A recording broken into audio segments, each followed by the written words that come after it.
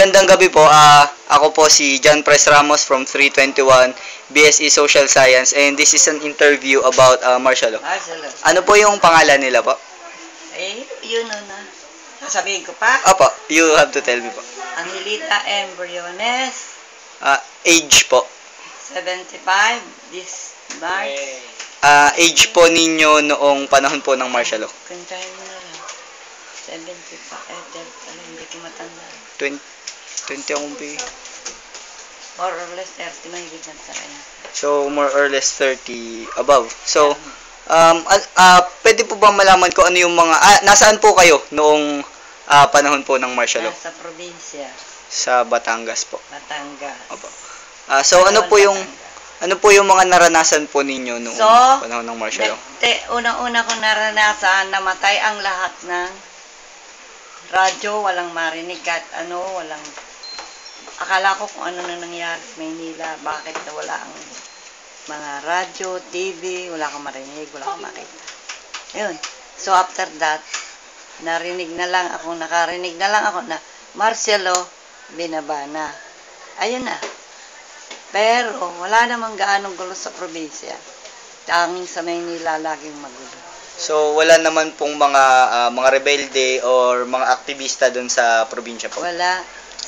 Doon sa San Juan, ewan ko sa ibang parte ng Batangas. Opo. So, wala naman pong mga kaguluhan na nangyari or banggaan sa pagitan ng mga rebelde at mga sundalo doon sa probinsya po? Sa San Juan, wala.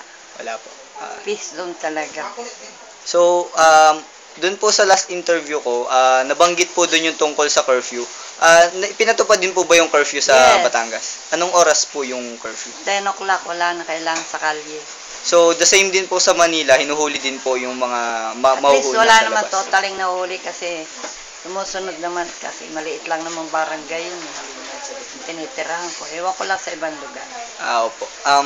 So, sa inyo pong palagay, nakabuti po ba o nakasama yung martial law para sa lipunang Pilipino?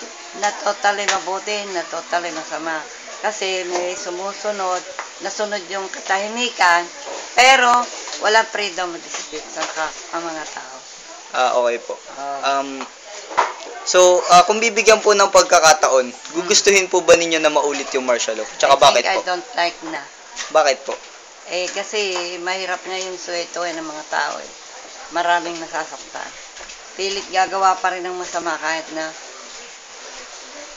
bawal na sa kahirapan ng buhay. Okay po. So, maraming salamat po sa inyong oras. Welcome. Muli po, maraming salamat po. Thank you. Okay.